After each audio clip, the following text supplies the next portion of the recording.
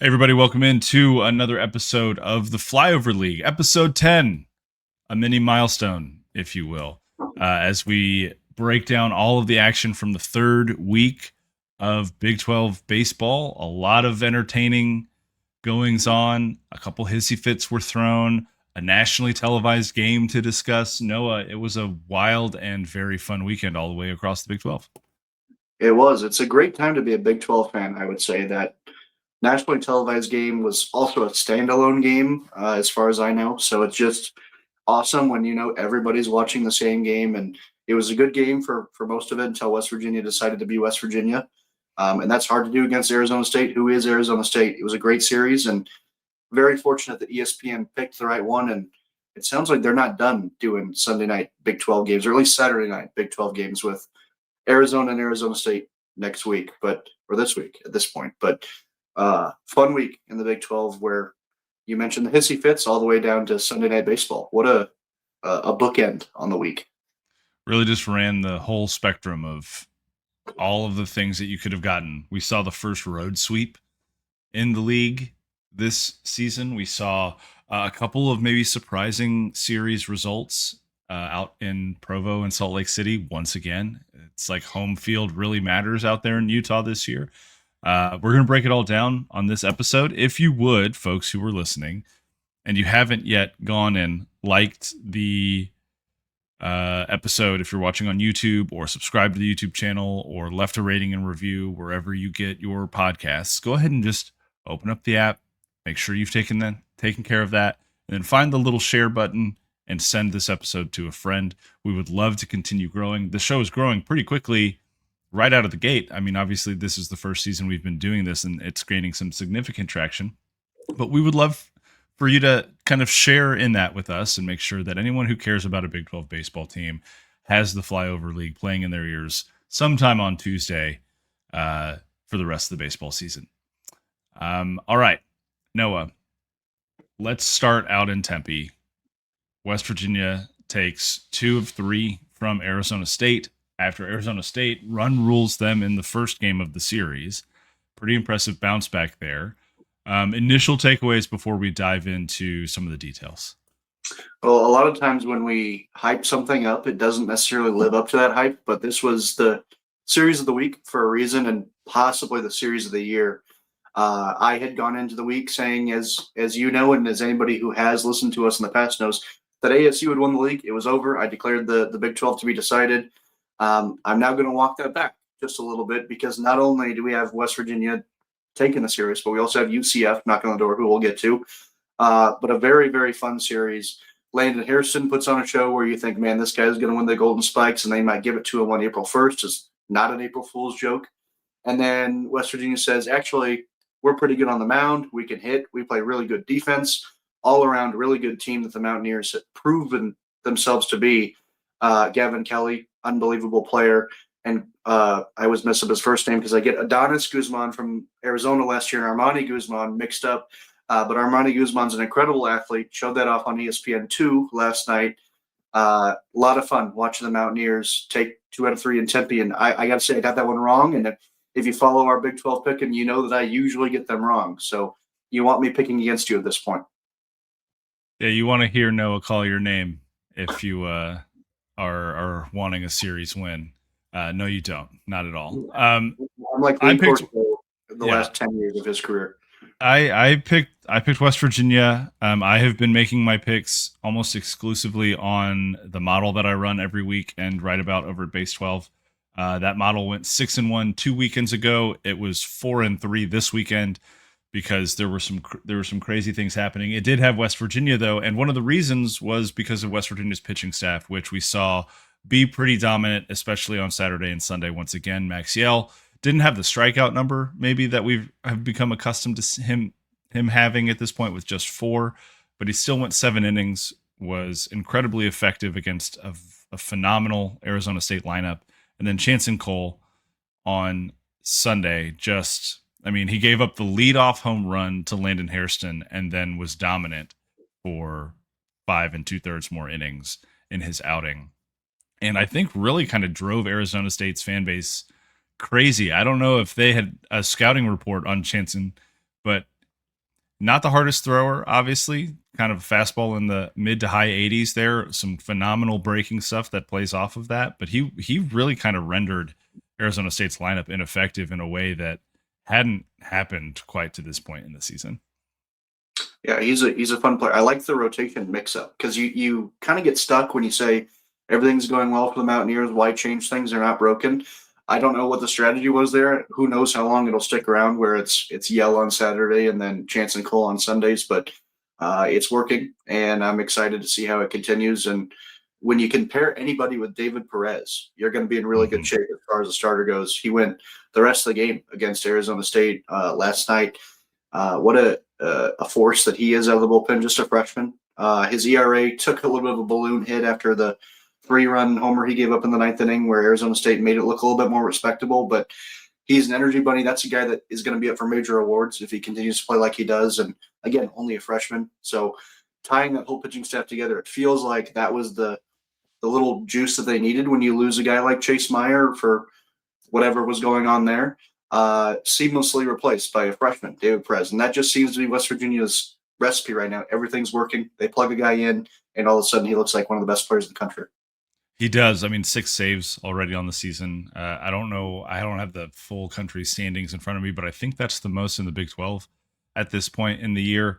And then Gavin Kelly behind the plate and at second base, just a defensive mastermind. We had the joy of getting the player makes a great play while his coach is doing the in-game interview bit on Sunday night. As Steve Sabins was on the mic for Gavin Kelly throwing out a guy trying to steal third, got a really hearty attaboy, and then I believe something along the lines of, "That's another out for the Mountaineers, Yes. Runes."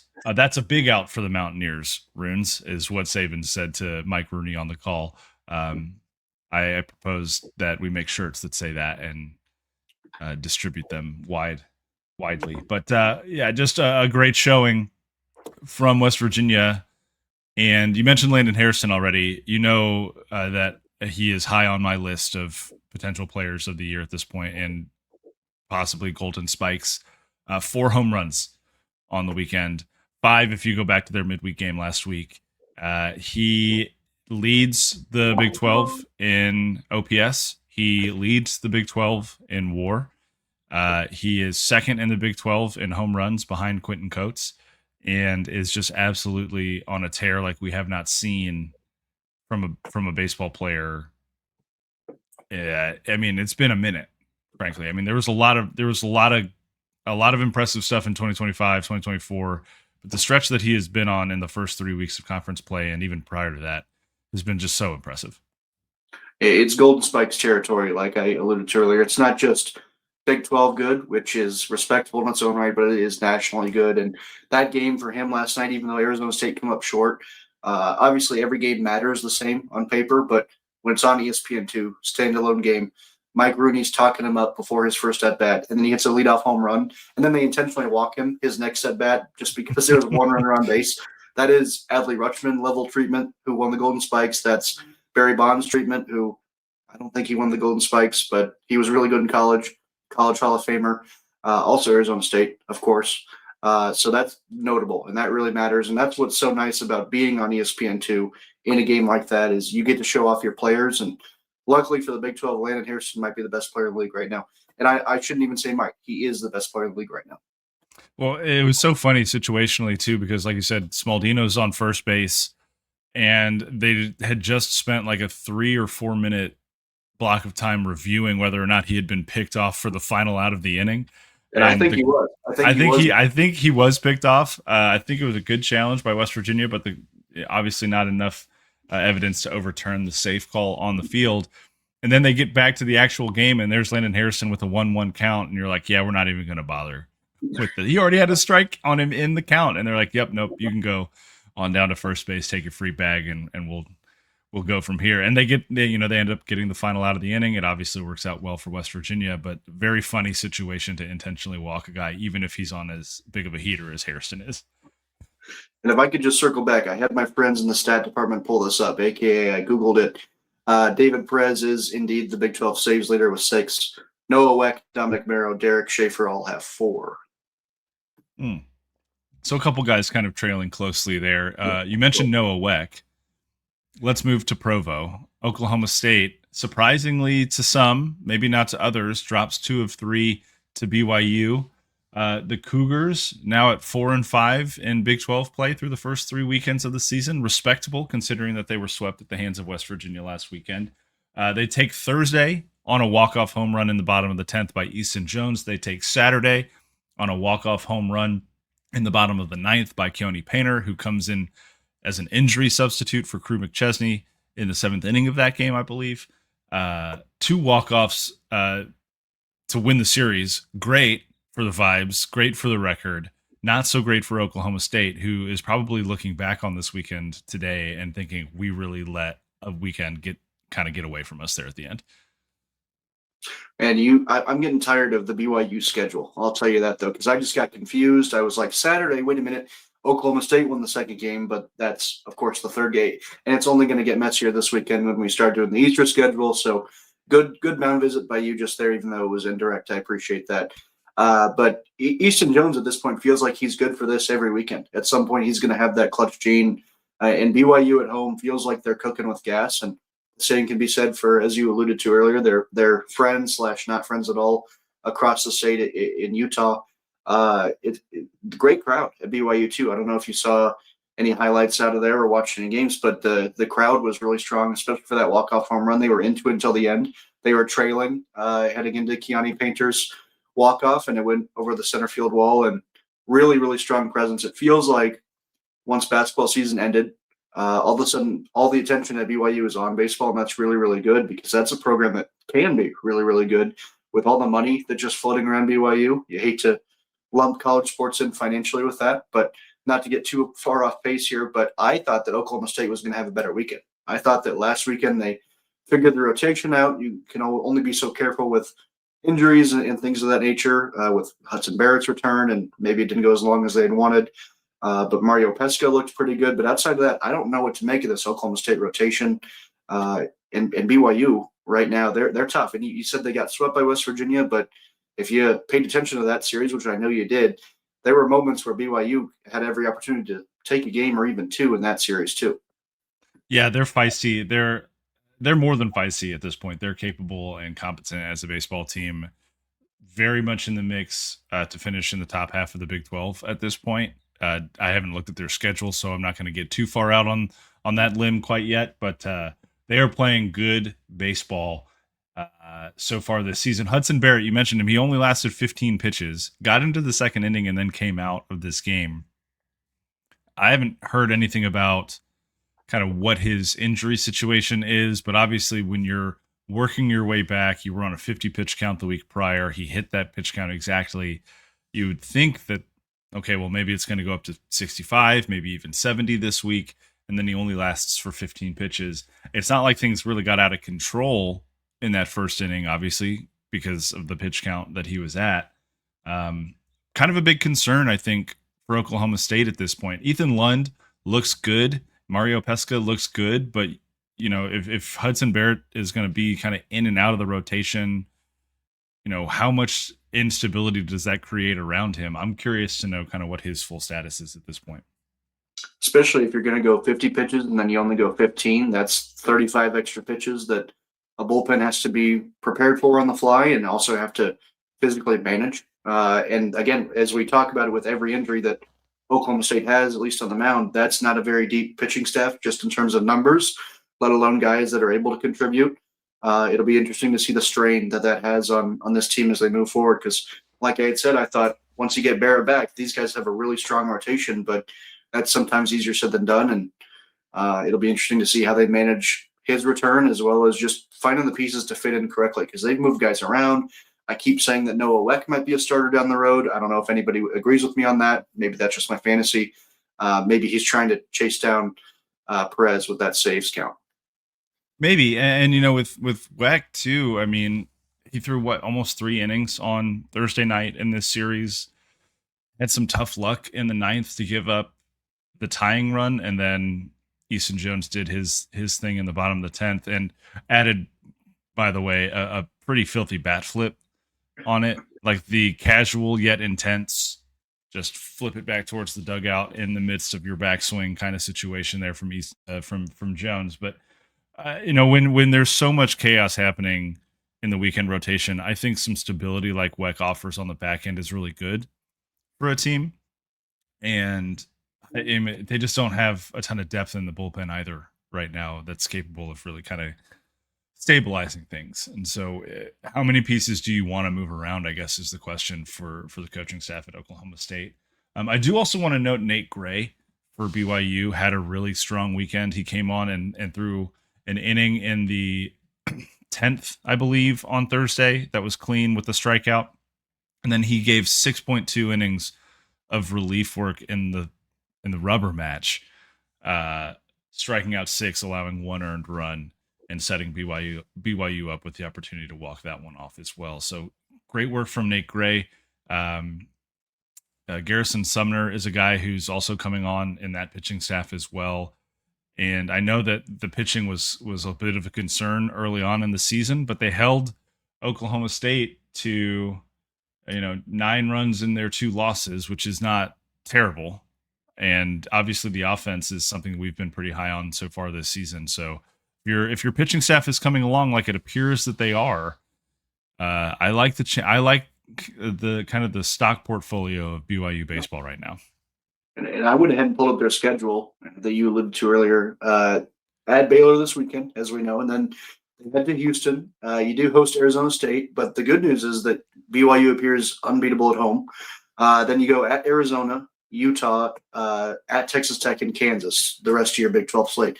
So that's manageable, I would argue. There are a few series in there that you're certainly not going to be favored to win, but a couple that I would argue that you will be favored to win. And maybe Utah's a tough one. Houston, you should be fine there. Baylor, you have a chance to take 2 or 3, maybe 1 or 3.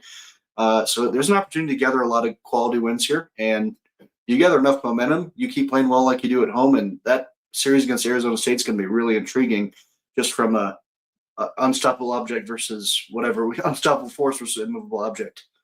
Yeah, it is. And I mean, BYU already has the midweek win over Utah from last week too, and I believe that was up at Utah in South Lake City.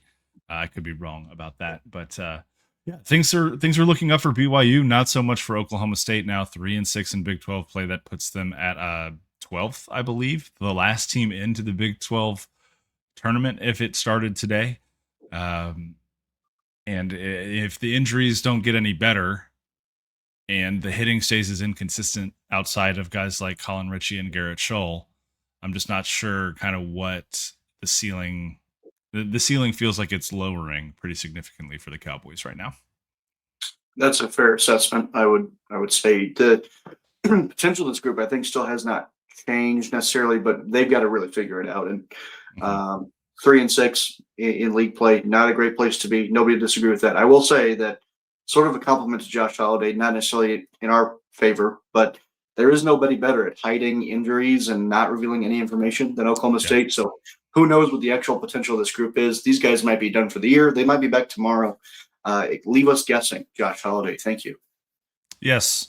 Look, it's hard if you're a baseball coach, if you're a coach of any sport, because you want to protect the kids first, and then also kind of protect what people are saying about your ball club. And if all they're doing is talking about injuries all the time, and that'll raise a set of questions of its own. Mystery is sometimes good, I think, if you're a baseball coach. There is no mystery, though, about the way Tim Tadlock felt about officiating in Fort Worth this weekend. He was fortunate, I think, not to get tossed out a couple of times. Kirk Sarlos also fortunate not to get tossed a couple of times, and what is turning into a very fun baseball rivalry over the last 8 or 9 years, really. TCU sweeps Texas Tech, though, and kind of a get-right weekend for the Horned Frogs. They get Noah Franco back, which was a huge shot in the arm, both at the plate and on the mound, as we'll talk about here in a little bit. But first and foremost, what do you make of TCU not only getting its first weekend series win in conference play, but sweeping a Texas Tech team who had not lost a series yet? Well, they look like themselves. It's easy to win series with kind of your fake ID, as Colin Cowherd used to say about Iowa football.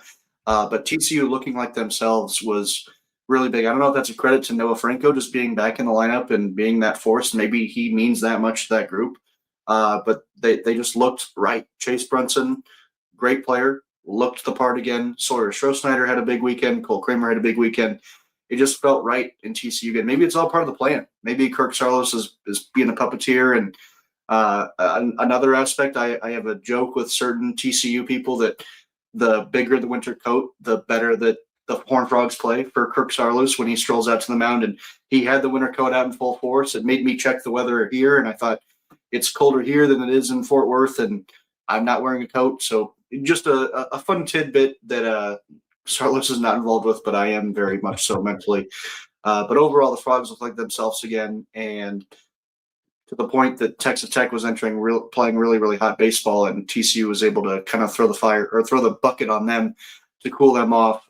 Crying helped a little bit. I'm sure those tears put out that Texas Tech fire that TCU displayed so much at the plate. But overall, like I keep saying, TCU looked like TCU, which is refreshing. And now you look at the Big 12 standings and you thought, man, TCU is playing so poorly. And yet here they are right in the thick of things just like that, which has to be really annoying for everybody else involved. Probably so. Probably a little irritating to think you had an opportunity to maybe make up some ground, and all of a sudden most of that ground is gone if you're not UCF or West Virginia at this point. But a couple interesting things from being out there all weekend. First of all, the weather on Friday and Saturday was cold. I know that you're from the Midwest and that you're tough in that way, and I would love to invite you down here for a Texas summer at some point. But it was chilly. It was in the 50s. Wind was blowing out at Lupton, which is really unusual, and that helped TCU hit 10 home runs the first two games. None of those home runs were terribly wind aided. I think all of them get out on a normal day at Lupton as well. But I wonder if maybe just the opportunity to hit a couple extra home runs loosened them up a little bit, because they were much lighter in the dugout than they have been in recent weeks. Even on Friday before the series began, the vibe felt like it had shifted a little bit with TCU baseball, which was really good to see. And then they got some great performances. You mentioned a couple guys already. I would throw Jack Bell into that mix as well. He hit 2 home runs on the weekend, also had a home run against DBU last week in the midweek, has 21 walks on the season now. His ability to understand the strike zone has improved tremendously, and then he's providing the same incredible defense that we've seen from him the last couple of seasons. And then a guy like Zach James comes out on Sunday and just shoves for 6 full innings until he carried a no-hitter into the 6th inning, 5 2/3 innings of work before he took a line drive off his forehead that counted as the first hit of the game and also knocked him out of the game. Good news, he avoided anything major. He is getting a couple stitches in his forehead and should be good. I don't know if he'll be available this weekend, but TCU really can't afford to lose any more pitching. But it was good to see TCU kind of fight back a little bit. And in these rivalry games, especially TCU Texas Tech across the board, it tends to get a little chippy. Texas Tech was kind of sliding late into second base a couple times. There were some words exchanged by Cole Kramer and Jesse Rusnick going down first base, and then Colton Griffin going down first base saying something to Jackson Burns after he had hit a line drive off Burns' ankle that got a bench warning for both teams. Both coaches, I believe, used all of their reviews every single game of the series. The 13-inning masterpiece on Saturday night. It was just a typical TCU Texas Tech rivalry where everyone's emotions are running a little bit higher, and at the end of the day, it's just about who can kind of maintain their composure the best in late inning situations. And every single game that was TCU. To the extent where it was noticeably different in those dugouts based on who was composed and who had kind of lost control of their emotions a little bit. There are certain Texas Tech players that probably should not be talking in any regard, and I'm not going to mention anybody by name, but it has nothing to do with their talent or skill level or season that they're having. But off the field stuff kind of gives easy material for other players to talk about other players. So just something to be mindful of when it comes to your own measuring stick, I should say. But I'm interested to see how Texas Tech responds to this one, because it did feel like, not just on the field, but I like to measure the tone of the fan base too when I think about a team, even though it doesn't really matter that much. But the fans feel dejected as well. This is kind of an embarrassing sweep for them. Texas Tech entered as a trendy pick to win the series. I know because I was the trendy pick. I picked them to win this one, and then they they did get embarrassed. They got pantsed by TCU as they generally do the last few years under Sarlos. And this is a Tech program that once controlled this rivalry in the league. And it felt like maybe they had a chance to do that again this year. It felt a little bit like a paper tiger, and maybe it was a paper tiger because TCU looked pretty good against these Red Raiders. Yeah, it's not that long ago that these teams were playing against each other in Omaha. I mean, less than 10 years ago, I believe. So, the trajectory of Texas Tech baseball over that time frame is kind of, it's a little bit disappointing, especially when you consider how successful the rest of the athletic department has been, especially since we've entered the NIL era. And so that to me signals that, hey, any sport at Texas Tech has hope simply because the funding can be there if it's asked for. It just I think has to get asked for. And there's still plenty of talent, right? Logan Hughes was 6 for 12 on the weekend. He had a couple doubles. He had a mammoth home run. Caden Ferraro hit a mammoth home run as well. He's a DH who I don't think we maybe talk about enough because of some of the other bats on Texas Tech's roster. But I really like Caden Ferraro. He's a great bat for them from the left side of the plate. But they have to figure out their pitching. They absolutely have to figure out their pitching, or this lineup's really just not going to be able to win many battles. It's like what we talked about preseason with them is how often can you win games 10-9 versus having to win them 15-14. And right now, the pitching staff really isn't doing their end in holding up their end of the bargain too much. Last week, it felt like maybe they did start to piece that together, but clearly not. Lucas, Yeah. again, I always pronounced a little differently. Pirco, and then Jackson Burns have shown spurts of being able to be really, really good arms, and then they've shown maybe not going late into games, being shakier arms. And that's kind of just the MO of Texas Tech baseball lately. Maybe they should just rotate the ballpark or something. It worked in Omaha. Who knows? Yeah, who knows? Look, I will say this, and I didn't expect to make this comparison at the start of the weekend on this episode, but now that we're here and it's Monday night and we're 27 minutes into this thing, does Texas Tech strike you as maybe a little bit of a Kansas State light? Like Kansas State, also with the incredible offense, I would say it's maybe a tick above as far as wholeness and its top to bottom ability to produce runs, even though the metrics may lean Texas Tech there a little bit. And then pitching questions, not as many as Texas Tech, but still, I think some pitching questions, especially on a weekend where they give up 29 runs to Utah in the final two games of the series to drop that series in Salt Lake City. I really like that comparison. I would put K-State ceiling a little bit higher. Feels like if they have the arms to maybe solve their problems, whereas I don't know if Texas Tech has the arms to address their problems. But I like it on paper, and the K-State has actually shown that volatility that Texas Tech. You kind of know you're going to get that with Tech. K-State's got a lot of benefit of the doubt. Well, maybe they can pitch better this weekend. Whereas Tech, you kind of know that they're not going to pitch better this weekend. You say, well, the offense knows exactly what they have to do. So it's kind of an interesting challenge when you compare it. K-State doesn't know how many runs they have to score. Texas Tech knows exactly how many runs they have to score. So that's kind of an interesting dynamic from a coach's perspective.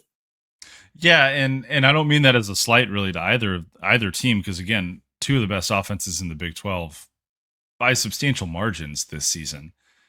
It's just I think if one of them, and the likelier team is Kansas State, could solve some of the pitching challenges, then like you said, the ceiling is still pretty high. Even though they lost 2 of 3 to Utah, I liked a lot of what I saw from Kansas State this weekend, right? Lincoln Sheffield, Tanner Duke both struggled, but outside of that, James Guyette was really solid. Bear Madliak, D. Kennedy, AJ Vasco, Carlos Vasquez all kind of did their thing throughout the weekend. The bullpen, though, really, really let Kansas State down. I did the hard work of adding up some numbers yesterday, and Kansas State's bullpen in 13 and 2/3 innings of relief work over the weekend, allowed 19 runs on 29 hits. And that's just not going to get it done, regardless of how good your offense is. It's the same thing we saw against Arizona State, and then turns out you're capable of having the same problems against a not tremendous offense in Utah. No disrespect to them, you have Jake Long hitting for the cycle on Sunday, so clearly there's talent in the Utah lineup, but it's not Arizona State's lineup. And this was a series that you felt like you didn't necessarily have to have for K State. You always hope to win 1 of 3 on the road, and that's what they did. But you felt like you could have won 2 of 3 or maybe 3 of 3 on paper. But that bullpen is as volatile as they come. I know a lot of K State fans are not excited about pitching, is while also weighing their excitement of the offense. You think, man, we're the Yankees offensively, and then on the mound you're not quite the Scranton Wilkes-Barre, whatever their AAA affiliate of the Yankees is. They have the pieces. I love Lincoln Sheffield, always have. I still think he's a Friday guy, whether they agree with me or not.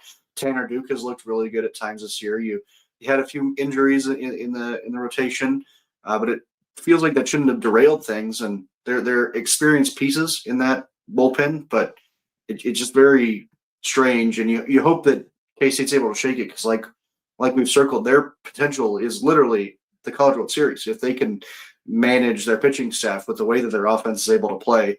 But that's a massive if for a team that I would say can blame their last 2 series losses on the volatility of their bullpen. Almost exclusively. Almost exclusively. Now, you shuffled the rotation a little bit. You threw Sheffield on Saturday and Duke on Sunday, and maybe that threw both of them off because they definitely didn't have their best stuff this weekend either. But I mean, these run. I think of the runs that Utah scored, I didn't note this specifically. I think they scored like 13 runs combined over the 3 bottom of the 8th innings of the 3 games, right? And so you're talking about a third of their runs came in the 8th inning. I mean, we got to be locking it down a little bit better than that if we're the Kansas State bullpen. Obviously, we're going to talk more about future opponents here in a second. They're hosting an offense, though, that's starting to get rolling in TCU this weekend. And so if the bullpen issues persist, you're starting to maybe get a little bit more concerned. Maybe next weekend, depending on results, might be a time for a little bit of a panic meter assessment of Kansas State, especially on the pitching side there. Like you mentioned, Utah, really strong weekend. Obviously, they can put up runs in bunches. I thought Dylan Gazaway and Ian Linnaeus were both very solid. I like him. Thank but I you. don't know how to say his name. I thought they were both really good out of the bullpen in late inning situations. They were the guys that kind of came in right after Utah grabbed these late leads and provided the shutdown moment that Utah really needed. And it just seems like, the Utes have a really strong home field advantage going for them right now, and hopefully they can continue that through the rest of the year. You mentioned the K-State bullpen, the 8th inning stat. It took me right back to that Arizona State series. You think the 9-run or 8-run 9th inning that they gave up to Arizona State to lose that series, and now they're back at home, like you mentioned, against TCU. The good news for K-State fans is I've picked TCU to win that series, so you guys should be in good hands. We'll have to see how we can counter that, just to make sure that the playing field is level, right? We don't need any divine interventions or extraterrestrial encounters or anything like that to sway that series one way or another. But we do want to see some good baseball up in Manhattan this weekend, regardless Jamie, of how strong your curse is. You made the trip to Tempe, so I assume you'll be in Manhattan. No problem for Manhattan, Kansas in your itinerary. Well, it's about half the way. I could get there and back in as long as it takes to get to Tempe. Okay. So we'll see. It is also Easter weekend, though, so that is something that we need to contend with. Schedule. Believe me, I'm not happy about this whole arrangement. Yeah. So thanks, Jesus. How inconsiderate of you. Because clearly the Big 12 wasn't paying attention when they scheduled this weekend's worth of games, with half of them still playing on Sunday. We will get into that in a second, though, because first let's go out to Orlando, where the UCF Knights pick up their second sweep of the Big 12 season. They're the only Big 12 team with multiple sweeps on their ledger so far through the first 3 weeks of conference play, and that sits them at the top of the league, alone in first place at 8-1. This is, I think, safe to say for both of us, not who we anticipated being the leader in the clubhouse through the first 3 weeks of conference play. And yet, if you watch them play, it makes a ton of sense. They are a complete baseball team. They might not be as flashy with their lineup as a Tech or a Kansas State or an Arizona State. They may not have the level of arms that a West Virginia has or an Arizona even has. And yet they do everything well. It's a fundamentally sound baseball team. It's a developmental program that Rich Wallace really has kind of clicking in the right direction right now. And the record is starting to reflect that. I don't like making comparisons that much, but I do it a lot. I would say that the growth of the UCF program this year kind of reminds me of Jordan Bischel's growth of the Cincinnati program, where you give it a little bit of time and you think, oh, okay, and then all of a sudden they start playing really good baseball and they've identified the way that they play baseball. I would even almost contest your point that the pitching is definitely not as good as maybe West Virginia's on paper, but they have pitched tremendously this year. And then you have Matt Saucer go down on Saturday. I should say scratched before the game. It wasn't like he got hurt mid-game. Don't know all the details there. Hopefully he's back soon. It sounded precautionary. I don't know if we've heard an update on that, but pitching doesn't skip a beat all weekend against an iffy Arizona lineup, but one that has talent if it all manages to click at some point. We'll get into that momentarily, but Cam Wicker has looked like a tremendous pitcher at the end of that rotation. Braden Smith has been pretty good most of the year, and then Saucer has been dynamic. And then you have Saucer go down, and they throw in, was it Mateo? Mateo comes Gray. in and has a strong outing in his own right, again against a good Arizona lineup with pieces that again hasn't really clicked altogether. But you hope that ages well when Arizona turns it around. But overall, I continue to be impressed by UCF. But my attention, and again, we'll get into the struggles of going to a game on Easter weekend because there's so many around me with such little time. We'll get there. But I will be fully focused on UCF West Virginia this weekend. That feels like every week we've picked a series of the week where College Game Day could literally be at nationally. College Game Day needs to go up to UCF West Virginia if College Game Day existed, which it doesn't. No, it does not for college baseball, which is a huge disappointment. If we find a sponsor for this show, maybe it should just be us. We'll just be College Game Day for college baseball. Like Phillips 66 would gladly do that. We don't need that much money to do it. Literally just pay for me to get there and buy us a desk, and we'll be good. That's all we need. I've thought about this thing before, and I thought the hardest part is getting the desk there. Like, how stupid is that? Well, I like to drive. We can just throw it in the back of the Bronco and reassemble it whenever we get where we're going. It'll be just fine. Look, I think there was still Arizona's in a bad way. It's the injuries, it's the number of bodies they had to replace off last year's Omaha team. It's multiple things at this point. We've talked at length about the rotating door of pitching coaches that have been in there just in the last 10 months, really. It has not been an ideal recipe to have success this year, and we're seeing that play out in real time with Arizona. They managed just 13 hits this weekend, and 7 of those came on Friday, right? So just uncompetitive at bats throughout the weekend, and yet Luke Flata pitched into the 8th inning on Sunday. Garrett Hicks was phenomenal in, I believe, 4 1/3 in relief in that game, and they had every chance to steal a Sunday from UCF, just couldn't quite get it done. Colin McKinney comes in. He's just in a tough way this year. I think he's 0-5 now after the loss on Sunday. But there's still some pieces to really like about this Arizona team. And yet, if they don't get their act together, I mean, we talked about Oklahoma State being the last team in the Big 12 tournament. If it started today, Arizona would be on the outside looking in, which would be a wild departure from what we expect from the Arizona Wildcats, especially coming off a year where they went to Omaha. I did not envision a world where we'd be talking about Arizona State with 20 wins, Cincinnati with 20 wins, and Arizona with single-digit number of wins as we enter April. That's a crazy stat, and even if you think that Arizona might have faith in turning the table, which I'm still holding out hope for, the reality is that you're 9 games below 500 as we enter the month of April, and that's an ugly stat. You're 2-7 in Big 12 play. You go out and you sweep 2 weekends in a row. You have all the momentum in the world. Way easier to do in a sentence than it is in practice. But then you're 8-7, and maybe there's hope there. But other teams play games at the same time. It's really hard to come back from where they're at. I've given them the benefit of the doubt a few times and said they did it last year, but this is a way deeper hole than they were in last season, and not a hole that not many climb out of. I think that they should probably look at what Oklahoma State did last year in gathering momentum towards the NCAA tournament, won a Big 12 tournament game, nearly won another. I think that's where Arizona should shoot for right now. But the problem is that when you play Arizona, when UCF sees Arizona, they don't see 2-7 Arizona. They see this team played in Omaha last year. Let's get up for them, and that's another big hurdle too. Yeah, the brand still draws eyes, and that's the tough mountain, I think, for Arizona to climb. You mentioned hope, a similar hope or hopeless situation. I don't want to say it's fully hopeless, but hope is leaking out of the boat quickly down in Houston as well, after what I think we both praised as a really good start to the season. They came away from Puerto Rico, I believe, 4-0. They got up to 6-0, I think, before suffering their first loss of the year. They had some energy. It felt like things were really clicking. And then they hit Big 12 play, and that just hasn't been the case.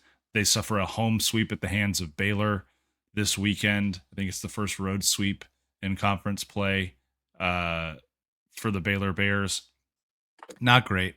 Not a great situation down in Houston. They're now 1-8 in league play and drop below 500 on the season, I believe.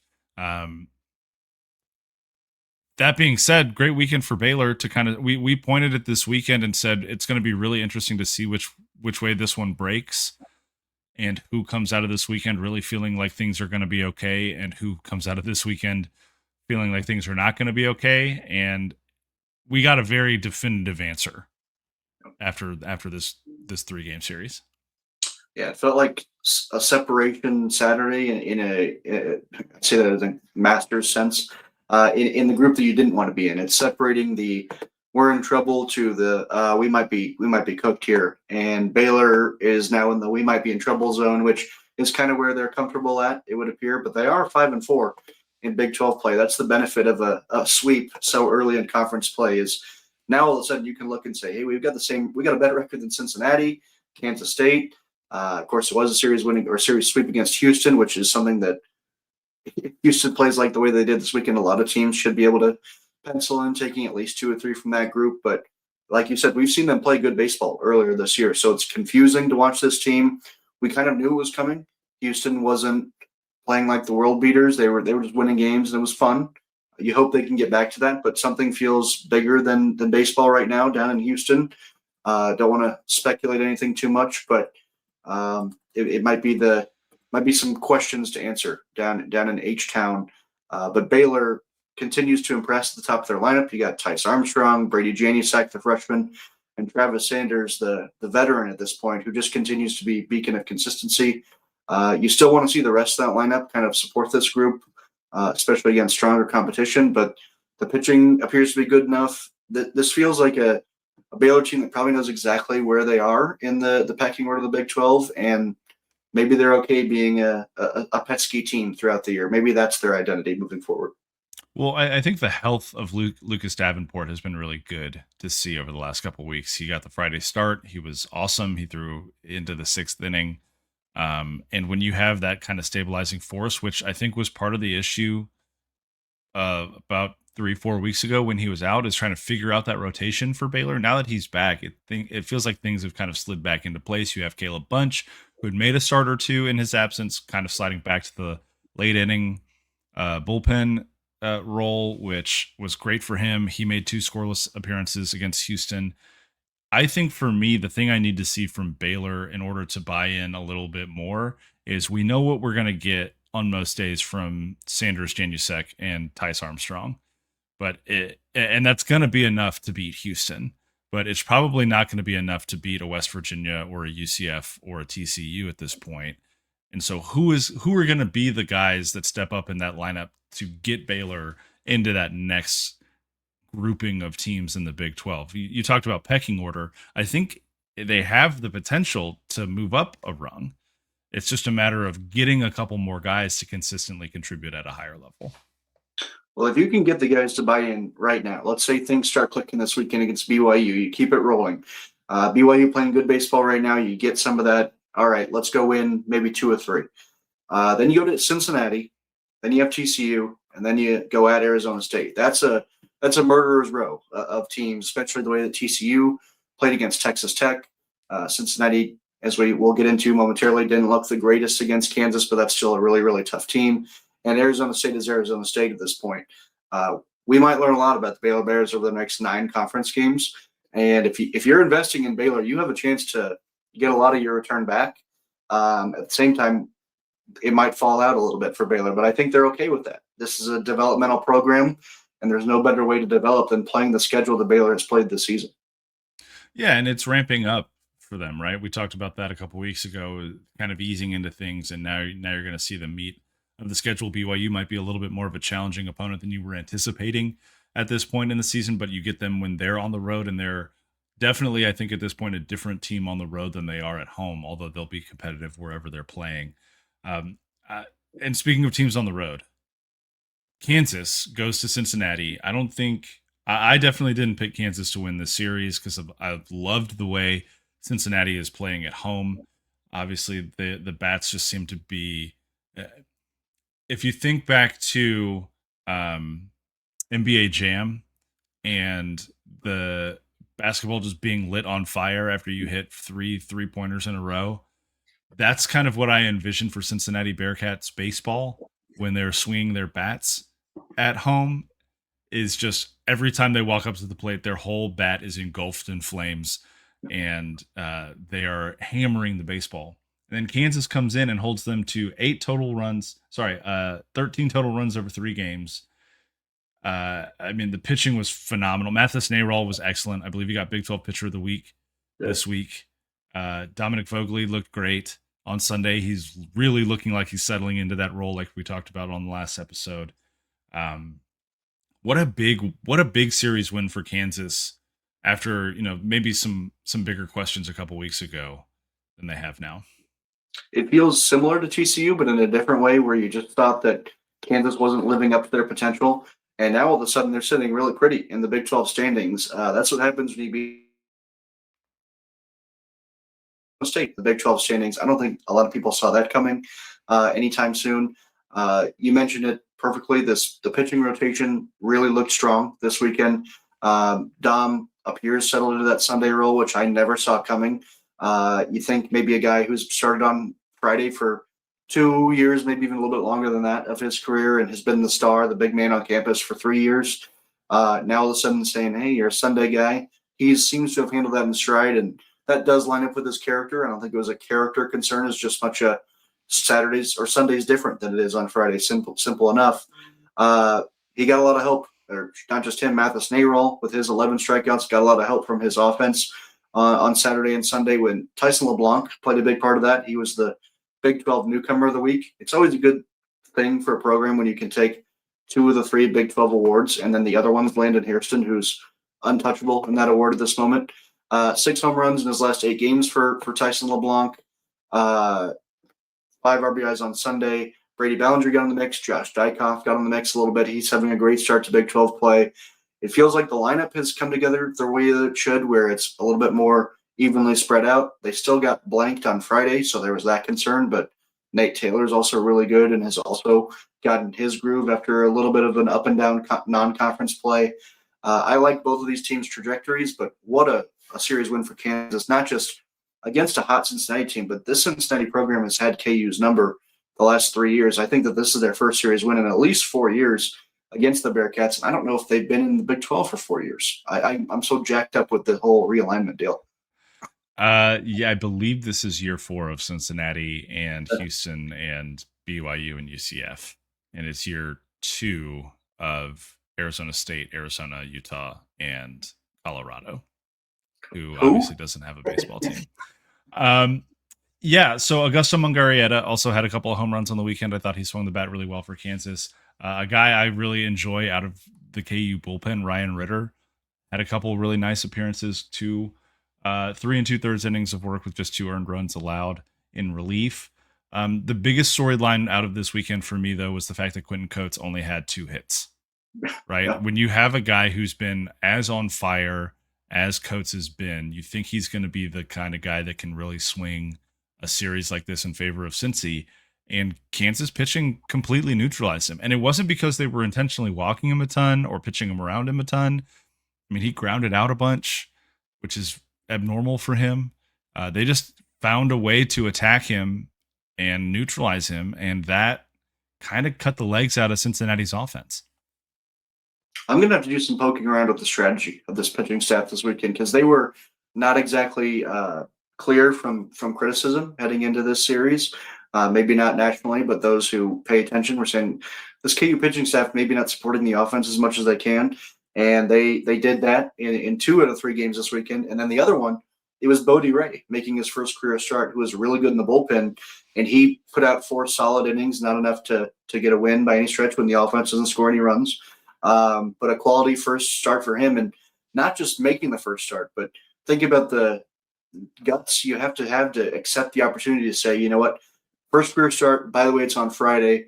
By the way, it's at Cincinnati. They call their best player the boogeyman of baseball. Good luck. And he pitched all right. It's not going to gather headlines because they didn't win the game and he didn't get the win. But I took note of that, and I appreciate the stones that it took to do that. Yeah, really. I mean, you lose 5-0, and Nate Taylor's the guy on the other side. You're not gonna sweat at that too much, really, especially with the way they played the last 2 days of the series. And as we know, right, that's just we are now 1/3 roughly of the way through the Big 12 baseball season as far as conference games are concerned. 7 more weeks of Big 12 baseball to go. Which You sound like Tony Phil a little bit there. I'm excited. I'm thrilled, man. You know, we have watched a lot of baseball to this point in the year, and we have so much more baseball to go. This is really just an absolute treat. Some more really fun midweek matchups this week, Noah. Which ones stand out to you? Which ones are you definitely keeping an eye on? Well, UCF Penn State stood out to me immediately. Number one, I have a soft spot for this Penn State program. I really like Mike Gambino. Don't look at their record this year or anything. Let's ignore that statistic. But I like the program as a whole. They're hard nosed, and also Wednesday is Dollar Dog Night at Penn State baseball games. So if you're looking for a kind of a subtle mid-major, not mid-major, Big 10 versus Big 12 high major game, that's going to be a fun one to watch because Penn State hot dogs draw a lot of people. I think they sold something like 100,000 hot dogs last year at their midweek games alone. It's kind of a stupid stat to talk about, but pay attention to that crowd for Penn State UCF. There's some other ones too, but I noticed that I tend to harp on a lot of midweek games whenever you ask me, so I'm going to shut up. You don't ever have to shut up. You talk as much as you want. That's why we started a podcast, brother. So that we get to talk. West Virginia, Arizona is awesome because it got us Sunday Night Baseball. All right, I'm done. Yeah, West Virginia, Arizona. Going to be a very fun game. 8 p.m. Central on Tuesday on ESPN Plus. Fun one there. I'm looking at Oklahoma State traveling down to DBU because DBU is gettable this year. And if Oklahoma State treats DBU like TCU did last week, maybe that can spark a little something for the Cowboys. So I'm keeping my eye on that one. Kansas, Missouri is another one that I really like. That's the second one between those two teams this season, I believe. And then quietly, I'm going to keep an eye on Tarleton State and Baylor because Tarleton State is a decent baseball team. That is a kind of a regional matchup with Tarleton being about 30 minutes west of Fort Worth. And I'm interested to see how Baylor handles a mid-major in-state program in their current state because, you know, that maybe is another marker of Baylor taking the next step is how do you handle the midweeks against the in-state folks? Yeah. Are you raising your hand to... Well, it was okay. I'm going to raise my hand to ask you a question, actually. So a little bit of a twist. You're a Texas guy, true and true. You lived there your whole life. Is that correct? Correct. Born and raised. Okay. That's not my question. Tarleton State. What does Tarleton mean? Or however you say it. Tarleton? No, I want you to tell me what it is. I think it's a guy's name, to be completely honest with you. I have not done the research. I'm not, I'm underprepared to answer this question. I will look it up and I will give you an answer here shortly. Look, they're a very fun athletic department. Their football team just made the jump to FBS. Their basketball team is in really good shape. They've been building their campus like crazy. They're building a new Fort Worth campus right now. Fun time to be a Tarleton State Texan if you're part of that squad. And so their baseball team is stout. I mean, they're a good mid-major baseball program. I don't think they necessarily have the record to show it, but a lot of talented kids in Texas play baseball at the mid-major level and play it really, really well. Tarleton State has the opportunity, I think, to maybe build itself into a program a lot along the lines of maybe not at the level of like a UTSA, but maybe like a UTRGV in their first year and just kind of the momentum that they've got going on. So, yes, another question. It feels like Tarleton State to you is South Dakota State to me. You just watch this team play tough-nosed, scrappy baseball, and you think really highly of them, for better or for worse. And I'll blindly follow you on Tarleton State. I'm bought in on them. Let's do it. All right. It's the Texans and the Jackrabbits from here on out. We're getting matching tattoos.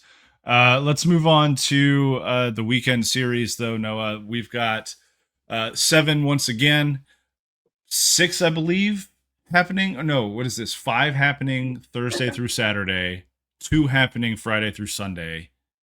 Obnoxious. I'll just come right out and say it. It's obnoxious on Easter weekend to have this kind of scheduling chaos. But let's start with the Thursday through Saturday bunch. Which ones of these kind of perk your ears up the most? Well, heading into the season, I'm excited to watch Utah in person. So that's one that I immediately saw is Utah at Kansas. I've got to find myself with that series. It's maybe not the highest billing one. It's not going to sell, TV slots or anything along that line. But that's a fun one from a pitching perspective. And Utah's playing pretty good baseball right now, so that gets me even more bought in. Kansas looks like they're making a push to be at the top of the league again. We'll see how real both of those programs are. We'll maybe get to my difficulties of being able to actually attend the series that I want to this weekend with Easter and things of that realm. But that one stands out to me from a personal perspective. But then, of course, you have UCF and West Virginia that, again, send College Game Day there. Send. I want to say Rob Manfred. What's our commissioner's name? Brett Yormark. Send Yormark up there. Go have him shake hands, kiss babies, do whatever needs to be done. That's a league deciding series right there for at least one of those programs. Those two stand out to me the most. What stands out to you, JP?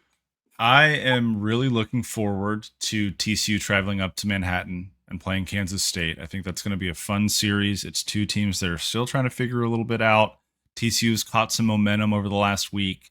Can they continue that going at a place where, not just with baseball, but football, pretty much athletically across the board, Manhattan serves as kind of a little bit of a bugaboo for TCU teams. So can they overcome kind of the historical struggles that they've had there and continue kind of the forward momentum that they've got? I'm excited about that one. And then Arizona State traveling to Arizona for some reason just keeps calling to me. Like, I know that these teams are in wildly different states right now. They're actually not, yeah. Listen, I knew as the sentence was forming that was going to be an issue.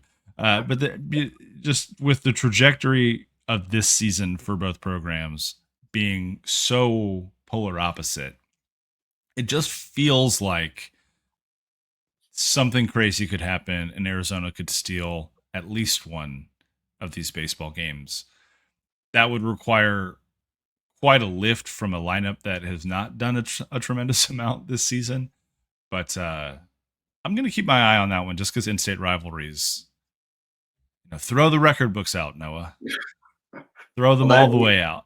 Yeah, that ASU Arizona, of course, an in-state rival since they do share a state, will be on ESPN2 on Saturday night. So hopefully a lot of people are tuned in for that one, like they were for ASU's bout with West Virginia last night. You didn't hand the mic to me, but I'm going to take it anyway. The reason that I'm so perturbed by this weekend is I see 3 series that are near me. That's within the 6-hour threshold that I make up in my mind. That's Oklahoma State hosting Cincinnati, 2 programs that I enjoy watching. And then you have Utah at Kansas, two programs that I'm excited about. And then you have TCU and K-State, two pretty good programs in the Big 12. I would love to, Jamie, go to Oklahoma State on Friday, drive up to Manhattan on Saturday, and see Kansas on Sunday. Maybe I rework that to see whenever Coulter McNally pitches. But whatever that looks like, those combinations, that little triangle. They do call it the triangle of the Midwest, much like North Carolina, Duke, NC State's the triangle of the Midwest in my head. However, this Thursday schedule jacks me up on that. I also have a day job. I can't just walk out for 2 days to go watch baseball. I could, but I don't want to because that's 2 vacation days I have to use. This is a huge hurdle for me. This would have been perfect if it was any other weekend. And I should add, where were these guys last weekend? Not at home. Where were they the weekend before that? All at home.